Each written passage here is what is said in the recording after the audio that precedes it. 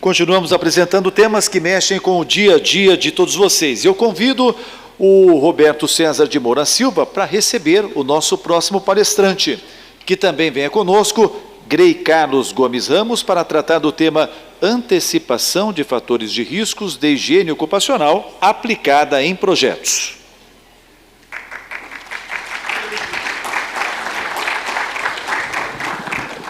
Boa tarde, boa tarde. Estão desanimados?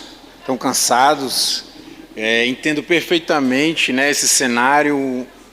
Estamos no momento do conflito pessoal, de ter vivido tanta intensidade de informações, contribuições, e ao mesmo tempo pensar assim, poxa, está acabando, né? Então, queria agradecer, em primeiro lugar, a oportunidade de estar aqui com vocês. Queria parabenizar a todos vocês por viverem essa oportunidade e, nesse momento, dar a oportunidade para o engenheiro Grey Ramos abordar um pouco da antecipação de fatores no ponto crucial, lá nos projetos, tá? Então, vamos ficar à vontade com esse rapaz. Cadê ele? E eu pensei que ele estava do meu lado. Não foi do jeito que a gente ensaiou. À vontade, meu querido. Boa tarde a todos. Ainda acordados, animados, claro, né? O almoço já passou. Mais uma vez, obrigado à EBHO pela oportunidade. Obrigado a todos aí que estão aguardando aí até o momento no congresso. A gente tem o desafio aqui de falar um pouquinho, né, de antecipação de riscos, que é uma etapa tão importante como as outras, né, da higiene ocupacional. E esse trabalho tem como autores aqui eu, Grey, e o colega Flaviano, que está aqui conosco também. Cadê? Está ali, tirando minha foto. Obrigado, Flaviano. Mas conta também com vários outros profissionais.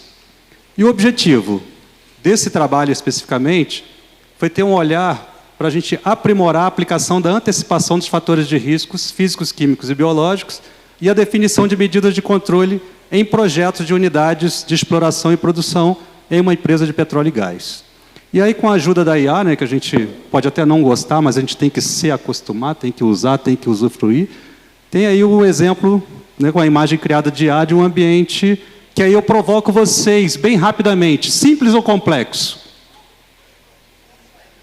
Demorou, né? Complexo, né, pessoal? Alô, estão acordados? Estão, né? Simples ou complexo? Extremamente complexo. É um ambiente não muito comum, né? É um ambiente offshore, e a gente vai falar aqui, atacar mais a questão das plataformas, então, instalações de exploração e produção, e a gente tem que imaginar... Cadê o... Está funcionando aqui o... Opa! A gente tem que imaginar que eu tenho que já projetar uma instalação dessa complexa, como nós falamos, e, acima de tudo, lembrar, enquanto higienistas, que pessoas trabalham nessas instalações. Por mais que elas sejam modernas, por mais que a gente busque automatizar, pessoas estarão trabalhando lá num regime diferenciado do dia a dia. É um regime de 14 por 14 ou 14 por 21, dependendo a escala de trabalho, 12 horas de trabalho em cada turno. Então, ali, a pessoa trabalha, a pessoa mora naquele intervalo de tempo, e a gente tem que dar essa condição de saúde e segurança para essas pessoas que ali estão. E atuar no projeto é uma oportunidade muito grande mesmo, mas também não é fácil. Bom, mas enfim, o desafio está lançado. Destaco também, antes de avançar aqui, as instalações têm se tornado cada vez mais complexas. Quando a gente olha instalações de 30 anos atrás, os processos eram mais simples, o tamanho das instalações eram mais simples, e hoje a gente está com instalação de produções cada vez maiores, com processos cada vez maiores, muita tecnologia embarcada, com certeza, muita tecnologia já implementada, principalmente também na parte ambiental, tem se evoluído muito, e aí eu deixo uma provocação para a gente tem que acompanhar essa evolução também na parte de higiene ocupacional, e depende da gente. E aí a gente vai dar aqui algumas dicas, né, de como a gente pode fazer. Então, como que surgiu esse trabalho, né? A necessidade de aprimorar a antecipação dos fatores de riscos de higiene ocupacional em projetos de instalações de exploração e produção. O momento é favorável, a gente está, né, num boom de construção de instalações, então é o momento de atuar. Então, instalações de uma empresa de petróleo e gás, e nesse estudo já aprimorar a definição de medidas de controle que contribuam para a preservação da saúde, da segurança e da saúde desse trabalhador. Então, já olho para o projeto, defino medidas de controle, pensando sempre na saúde e na segurança. E esse estudo trouxe a oportunidade da gente elaborar um procedimento com orientações técnicas para subsidiar os profissionais de higiene, que atuam nessas fases de projetos de exploração e produção. O que acontece? Nós somos vários, mas também temos uma rotatividade, seja por necessidade da empresa, seja por necessidade do próprio profissional, e o próximo profissional que chegar para trabalhar conosco, ou até para nos substituir, numa ocasião, um procedimento ajuda muito nessa passagem de serviço, no que hoje a gente faz enquanto projetos e o que o próximo profissional pode avaliar, e deve. Bom, mas a gente não pode esquecer que a gente tem que olhar e atender os requisitos normativos, né? E a gente começa aqui pela NR1, não é novidade para a gente, mas é importante, quando somos questionados, por que da importância da higiene lá no projeto? A NR1 já traz aqui para a gente é necessário identificar perigos e evitar ou minimizar riscos ocupacionais. Levantamento preliminar de perigos e riscos antes do início do funcionamento de novas instalações. Eu não escrevi, não, só transcrevi, está lá na NR. Não estou inventando nada, estou aproveitando, né, o que já está na NR para a gente usufruir. Avaliar e comparar com valores de referências. Nós tivemos aqui vários momentos onde a gente falou de avaliações já do ambiente que existe. Já fiz reconhecimento, as operações já estão acontecendo, eu vou avaliar para comparar. Mas eu posso também fazer, e também já apareceu aqui, mais à frente a gente vai fazer um comparativo, estudos computacionais para estimar como vai ser essa exposição. E não deixa de ser uma forma de avaliar, e aí eu comparo também com as referências. E implementar medidas de prevenção na hierarquia, coletivas, administrativas ou de organização do trabalho e o EPI.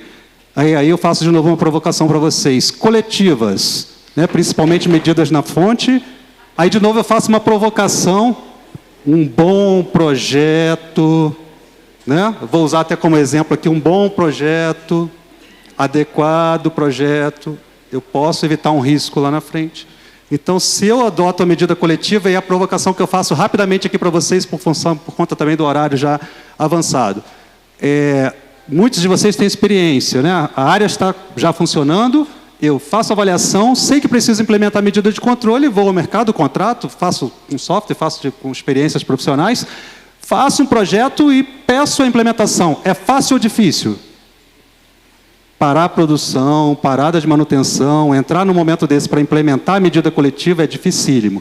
Mas se eu tenho a oportunidade de já definir no projeto, é o melhor momento, não tenham dúvida. E aí faço lembrar também aqui o exemplo, alguns exemplos que já apareceram, a questão de custo, né? Qual o desafio da gente, da higiene, também despertar esse custo na implementação enquanto projeto e o quanto custa ter que implementar lá no futuro. Aí da NR9 também, a gente jamais pode esquecer da NR9, ela traz ali para a gente também, olha, identifique bem o agente e as formas de exposição, análise preliminar das atividades, determinar a necessidade de adoção direta de medidas de prevenção ou da realização de avaliações qualitativas ou quantitativas. Adoção direta de medidas de prevenção. Lá no meu projeto eu já sei que tem setores, que tem tipos de atividade, tipos de equipamentos que já precisam de medidas coletivas. A gente, como eu falei no início, são ambientes complexos, máquinas complexas, processos complexos. Tem que vir medida de controle embarcada no projeto, não tem jeito. Limite de exposição para fins de prevenção. E aí a gente tem a 9 como referência, né? O que eu projeto, a medida de controle que eu estabeleço, o quanto eu estimo que eu vou ter de exposição, porque eu também sei as atividades que lá vão acontecer. Aí a gente também reforça lá para a equipe de projetos, olha, nós temos as NHOs da Fundacentro, as normas técnicas e os próprios padrões das empresas, as diretrizes de engenharia e especificações técnicas, e aí quando eu falo diretrizes de engenharia e especificações técnicas, o colega também, que é do Departamento de Engenharia de Projetos, está aqui conosco também no evento. E aí, principais estudos que a gente procura observar. Estudos de ruído, clássico, vibração e radiação do flare, no caso de plataformas. Eu comentei com vocês que eu ia me ater a instalações de exploração e produção e offshore. E aí, olha, uma grande aliada, a NR37. Segurança e saúde em plataforma de petróleo. De novo, não vou inventar nada, estou trazendo o que já está na norma e que a gente precisa, enquanto higienista, olhar com cuidado e falar assim, como que eu consigo aplicar esses itens nos meus projetos? E aí, obviamente, quem não for do setor, né, de plataformas, tem outros setores com NRs também específicas e que vão dar esses mesmos ganchos. Condição de vivência a bordo. Já está definido na 37 considerar os requisitos de segurança e saúde no trabalho, a mitigação da exposição ao ruído, às vibrações e às substâncias perigosas. Equipe de projeto, me ajuda. Eu já tenho que mitigar a exposição a esses riscos lá no projeto, eu consigo fazer isso. Camarotes e módulos de acomodação temporária. Grey, mas você está falando aí, vai entrar numa seara de camarotes, é mais ergonomia. E aí a gente aqui está falando de higiene. Ok, mas eu tenho que me preocupar que os camarotes e módulos de acomodação temporária, e pensando em PGR, que a integração é fundamental e a higiene está integrada com a ergonomia, com segurança, com a medicina, isso é muito importante. Eu tenho já pela 37 que os camarotes já tem que prever nos leitos ruídos menor que 60 decibéis e a partir de 55 adotar medidas preventivas. E valores máximos de vibração de corpo inteiro menor que o nível do nível de ação do anexo 1 da NR9. Se eu adoto medidas lá na minha fonte para garantir que os meus camarotes atendam esses requisitos, há de se esperar que eles também contribuem para a área operacional, porque eu tenho que garantir que esses ruídos, essas vibrações e outros perigos não cheguem lá nas acomodações. E aí, consequentemente, eu tenho que tratar na fonte. Se eu trato na fonte, benefício também para a higiene. Lavanderia. Aí a gente pode pensar, né, o que tem a ver higiene ocupacional com lavanderia? Tem, vamos lá. Área de lavagem e secagem isolada acusticamente para manter níveis de ruído dentro dos limites de tolerância nos demais compartimentos. E possuir sistema de exaustão e ventilação. De novo, preocupação da interferência dos equipamentos, inclusive de lavanderia, nos ambientes do entorno. E a parte de sistema de exaustão e ventilação, quem já teve acesso, quem já teve oportunidade, dependendo da forma como ele é construído, é uma geração de particulados também muito grande, do tecido que se lava, que se seca, higiene ocupacional, por mais que a gente deixe passar aí sem perceber em alguns momentos. Detecção e alarme, emitir sinais sonoros e visuais perceptíveis e inconfundíveis, áreas com ruído maior que 90, com sinais luminosos. Eu não vou precisar daqui a 10 anos ter uma inspeção numa instalação, ir lá efetivamente fazer uma medição pontual, ver que deu maior que 90, ou até um mapeamento acústico, como foi apresentado aqui pelos colegas, e faltou o sinal luminoso. Nossa, mas já estava previsto lá na norma que essas áreas já tem que ter. Projeto, me ajuda aí, não vamos esquecer disso. Tá? E a questão aqui vai aparecer mais alguns itens. Climatização ainda dentro da NR37. Sistema produzir baixos níveis de ruído e vibração e evitar a captura de poluentes provenientes dos agentes físicos, químicos e biológicos identificados no PGR. Curiosidade para os senhores. Agente é de higiene ocupacional e eu sempre vou repetir muitas vezes isso. A gente não pode se isolar dos demais setores da empresa. Quando eu fui convidado lá por outros colegas para fazer parte da revisão do padrão sobre o sistema de ventilação das plataformas e os colegas da área de mecânica, aí o que a gente pensa, né? Pô, o que eu tenho a ver com padrão de ventilação? Embora a gente também tenha tido excelentes apresentações sobre ventilação aqui. Opa, não, tem tudo a ver. Ele está revisando sobre aspectos de ventilação, e aí eu posso lembrar também, garantir, olha, quão baixo pode ser os níveis de ruído e vibração gerado por esse sistema. Eu tenho climatização na área de vivência, em outras áreas da plataforma, na sala de operação. Tenho ventilações, né, sistema de ventilação também em outros ambientes, e até vai aparecer um pouquinho mais à frente. Radiações ionizantes, a 37 já prevê priorizar métodos alternativos que não utilizem fontes radioativas. Antecipação, substituição. Ah, mas eu não consigo. A tecnologia que eu preciso colocar nessa instalação vai precisar de radiação ionizante. Ok, eu não consigo alterar, adotar medidas de proteção a radiações ionizantes de fontes radioativas e materiais radioativos de ocorrência natural. Para a área offshore, acontece também, dependendo do poço que foi perfurado, da região, da geologia, existem também materiais chamados, né, de ocorrência, radiação de ocorrência natural. Então, eu tenho que ter cuidados, medidas já de prevenção para esse tipo de exposição ou de possibilidade de exposição. Sistema de drenagem, tratamento e disposição de resíduos. Equipamento projetado para descartar gases inflamáveis e tóxicos através de queima ou dispersão apropriada. O queimador, o flare, né, aquele famoso foguinho que fica lá e a gente espera que ele fique por um bom tempo. Descargas e suspiros de ventos localizados, observando níveis aceitáveis da exposição, à vibração, ao ruído e ao calor nas áreas da plataforma. E esse calor, ele vai ter estudo? Vai. É importante para a instalação? Sim. Vibração é importante para a instalação? Sim. Para o equipamento? Sim. Mas é benefício também para a higiene ocupacional. Gerenciar rejeitos radioativos de ocorrência natural, dispor de resíduos biológicos segundo a NR32 e legislações sanitárias. Lá vem esse camarada com mais uma outra coisa estranha aí. A gente está falando de plataforma ou de um hospital? Opa, calma aí, plataforma também tem enfermaria. Eu tenho que estar com o sistema já de disposição de resíduos pensando nisso. Além da parte de NR32 do próprio setor de enfermaria, como toda embarcação costuma ter, eu tenho também legislações sanitárias aplicáveis. A gente trata os rejeitos, os resíduos gerados.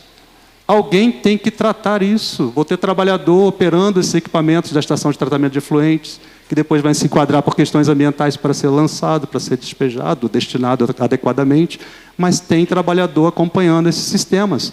Quanto eu consigo automatizar um sistema desse? O quanto eu não automatizando, eu vou permitir uma exposição a esses resíduos desses trabalhadores? Bom, é uma metodologia que a gente aplicou, né? É básica. A gente fez uma revisão da literatura, da legislação, das normas técnicas de higiene, das etapas, a segunda etapa, a elaboração do procedimento, que eu comentei que foi um bônus aqui que a gente conseguiu no trabalho, e a revisão de documentos técnicos aplicados às instalações de EIP, e aí, efetivamente, a gente teve aqui como resultados obtidos subsídio aos profissionais de higiene de projetos na antecipação de fatores de risco. A gente não está trazendo benefício só para o higienista, para o pessoal de projetos também.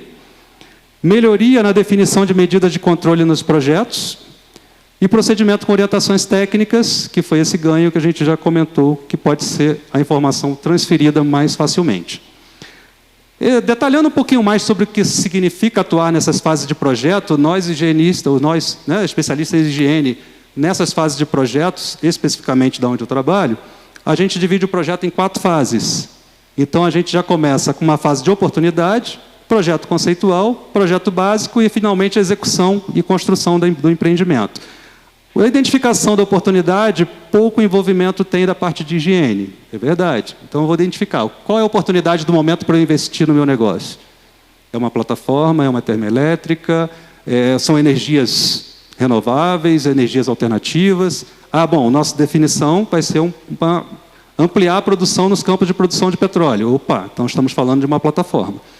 Conceitual, que tipo de plataforma eu vou construir? Para 150 mil barris dia, para 220 mil barris dias, para 70 mil barris dias, em que campo ela vai operar, quantas pessoas eu vou ter a bordo, eu já começo a definir todas essas coisas. Dependendo do campo de produção, eu tenho fluidos, eu tenho petróleos diferentes, e eu já começo a me preocupar. Aí o projeto básico detalha um pouquinho mais, eu já começo pensando nos grandes equipamentos e como eles vão ser alocados na minha instalação. Meus relatórios, né, de SMS do projeto já começam a ficar mais robustos e, efetivamente, ter o detalhamento lá na execução. E o grupo de revisão de projetos que atua nessas fases é um fórum composto por especialistas com a finalidade de avaliar os aspectos técnicos, estratégicos e de negócios. Então, a gente tem um grupo de especialistas para todas as disciplinas. Me fez lembrar aqui também uma parte da apresentação da colega que falou de ESG, né? Então, tem um pouco de ESG aqui também. Mas dentro da higiene. Então, além dos especialistas de mecânica, de elétrica, de operação, de produção, de poços, a gente tem também a gente da parte de higiene ocupacional, tem o pessoal de meio ambiente, tem os colegas da ergonomia, tem todo mundo envolvido aqui, segurança de processo. E nós, enquanto profissionais de higiene, atuando como revisores nessa etapa de projeto. Os revisores são profissionais externos ao projeto e com conhecimento na disciplina, pelas quais eles são responsáveis. No caso aqui, a gente está abordando mais o revisor de higiene ocupacional. Então, a gente é externo ao projeto. E as principais atribuições: analisar a documentação previamente aos eventos de revisão, analisar o relatório de SMS do projeto, olhando a disciplina de higiene ocupacional, verificar o atendimento aos requisitos mínimos e recomendações. Essas NRs, esses itens que a gente falou, não só as legislações nacionais como internacionais também, que a gente tem um rol, elas estão sendo sinalizadas, estão sendo acompanhadas em cada fase.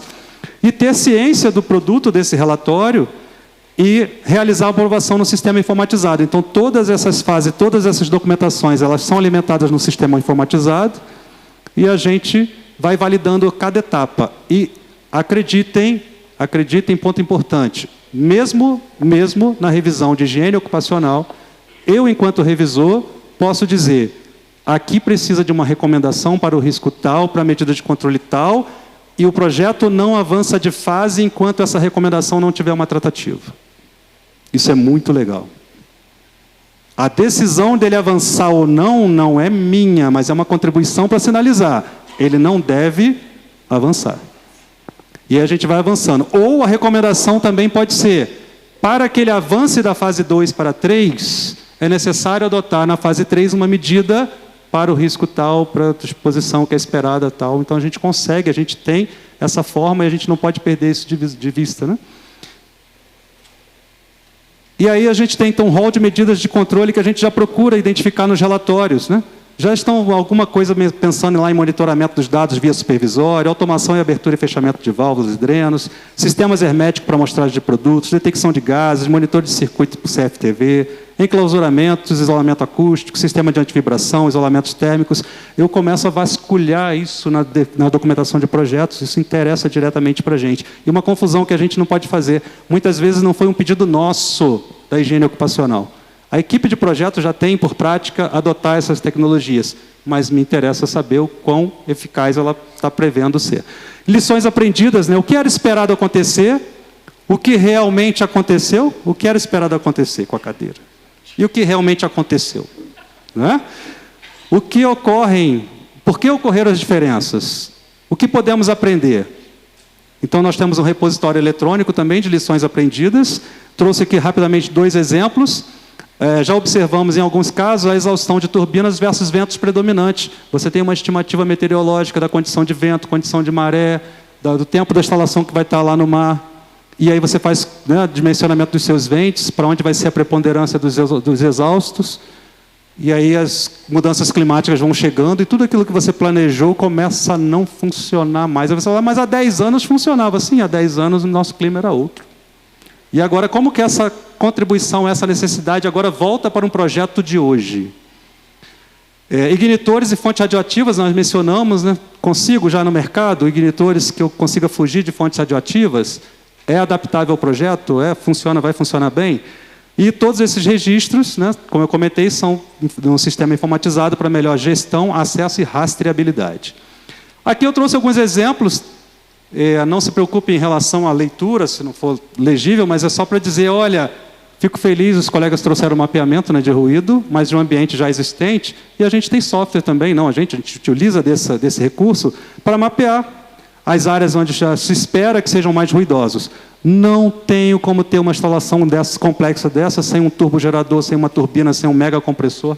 Vai ter ruído, gente. E eu já posso tratar ele lá no projeto. Posso prever esse tratamento no projeto.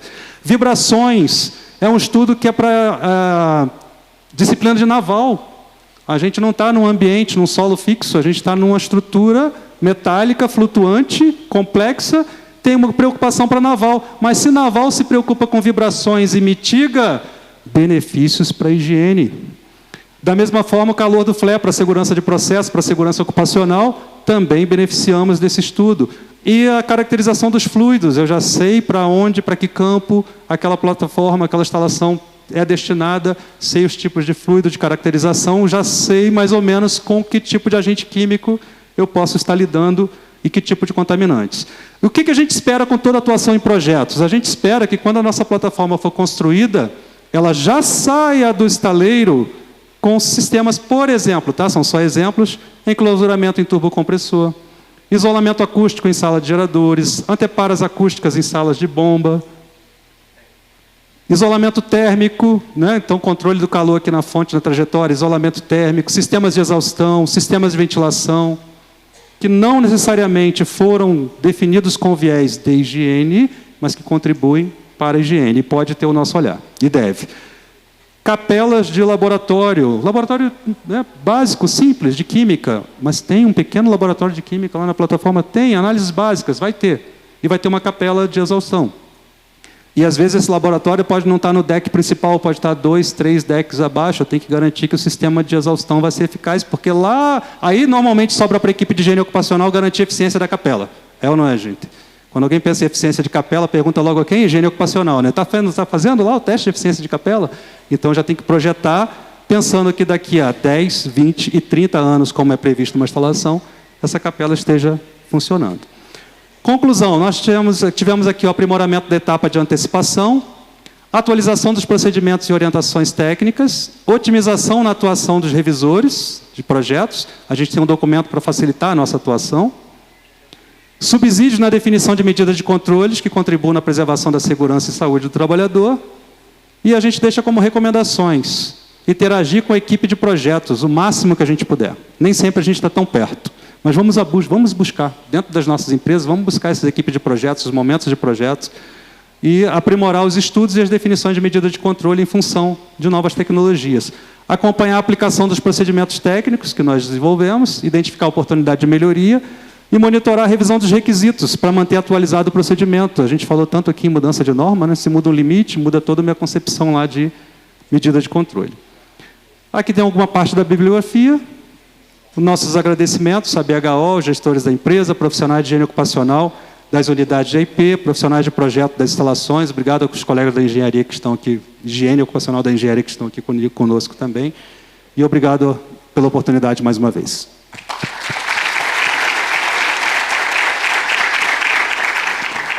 Em primeiro lugar, fica à vontade, toma uma água, parabenizar de fato a apresentação fantástica. Eu sempre falo que é um sonho de consumo de fato, da gente da higiene, de fazer uma abordagem nesse assunto no princípio, né, da formação dessa exposição.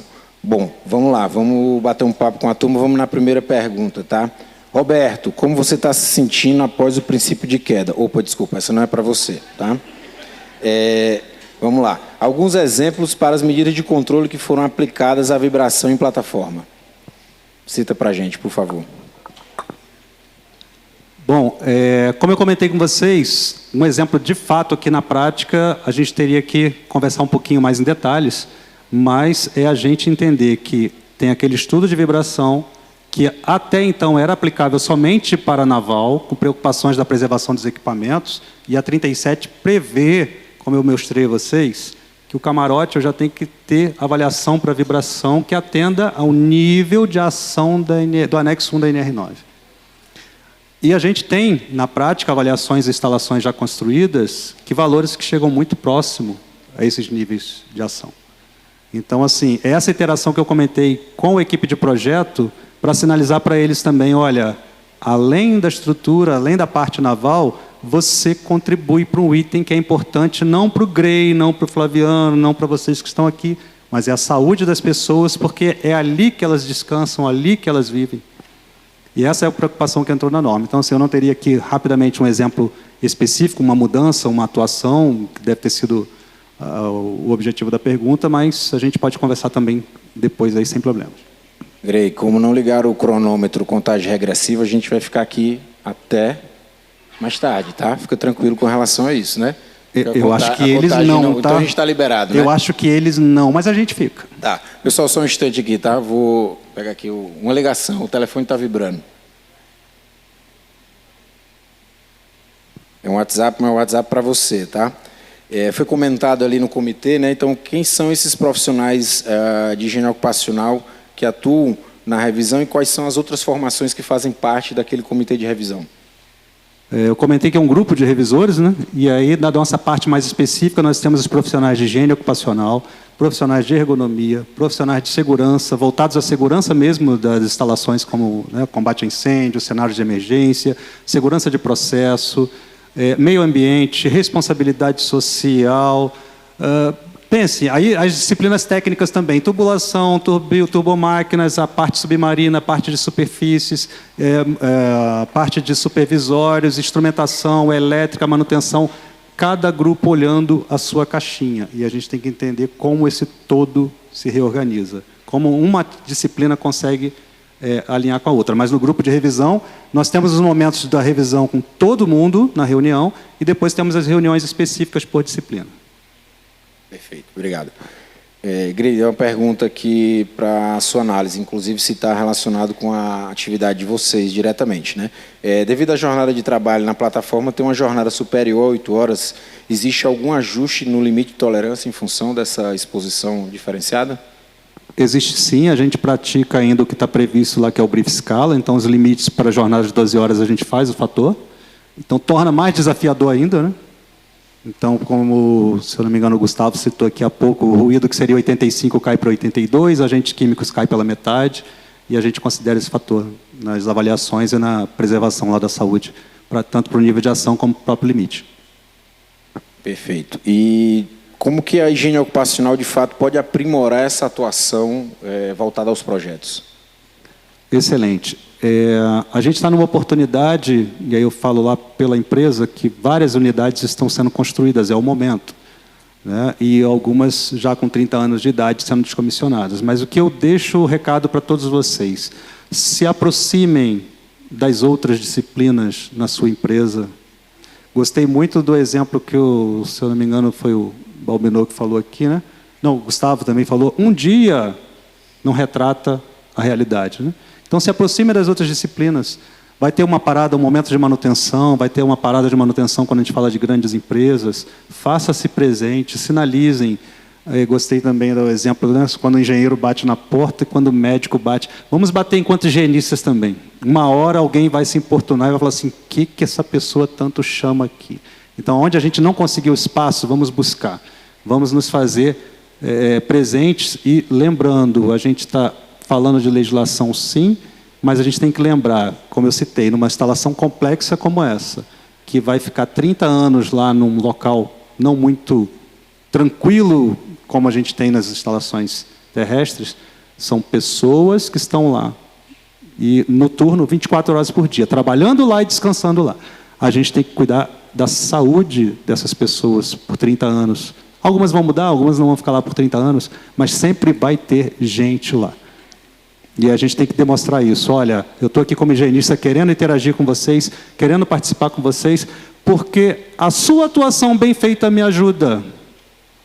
A sua disciplina bem aplicada me ajuda. Alguém também comentou aqui na manutenção, da importância da manutenção. Eu posso dimensionar uma medida de redução ou controle de ruído maravilhosa no projeto. Se a manutenção ao longo de 30 anos não for adequada, complica. Então, assim, vamos fazer dos nossos colegas de trabalho de outra disciplina nossos parceiros de atuação. Perfeito. E para a gente finalizar a sequência de perguntas, sobre esse processo de aprendizado já com as instalações já em operação, né? O que essas lições aprendidas podem e já são consideradas nesses novos projetos? Perfeito. Lições aprendidas, né, é um item até normativo, né? Você levar em consideração dentro das diretrizes de projeto. É um dos itens que precisa ser avaliado, precisa ser demonstrado que foi avaliado, as lições aprendidas. E citei o exemplo do direcionamento dos ventes, dos exaustos em relação às mudanças climáticas, às realidades que a gente vem enfrentando. E a gente traz isso para o projeto. A gente vê, né, tem toda a estimativa do que vai acontecer. Depois temos o momento tradicional de ir a bordo, avaliar, medir, fazer dosimetrias, fazer avaliação de agentes químicos, e aí comparar com a estimativa, né? O que eu estimei e por que não está acontecendo da forma que eu estimei. Só um breve comentário aqui, eu sei que está todo mundo, né, ansioso pelo horário, mas caso prático, a gente teve uma análise em relação ao que era esperado em termos de uma pluma de vente, e a gente foi conversar multidisciplinarmente por que ela estava se comportando de forma diferente. Por que a minha simulação lá há 10, 15 anos não estava dando o esperado? Mudança climática, sim, mas, por exemplo, o fator de vento zero no mar, que seria o ponto mais crítico, vento zero, estou com emissões, eu não tenho dispersão. O número de dias de ventos zeros mais que triplicaram em relação aos dados meteorológicos que tinham na época que o projeto foi feito. Então, aquilo que se esperava assim, não, essa concentração aqui, se acontecer, talvez num dia, talvez a cada 10 anos, e aconteceu.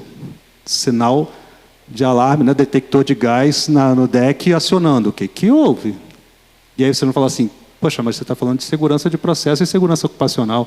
E presença de gases e vapores na instalação não tem a ver também com higiene ocupacional? Se eu tenho alguém lá, não pode estar exposto? E aí alarme, você vai entender, e aí alarme de novo, você vai procurar entender, e alarme de novo. Então, se a gente não fizer um estudo multidisciplinar, a gente nem chega no entendimento de por que as coisas estão acontecendo. E adotar medida de controle sem entender o que está acontecendo, também não vamos conseguir. Perfeito. Grey, mais uma vez, te parabenizar de forma individual e coletiva pela oportunidade, pela tua disponibilidade e, de fato, pelo trabalho executado. Desejo muito sucesso nessa continuidade. Parabéns. Eu que agradeço. Obrigado pela paciência de vocês. Um bom retorno a todos também.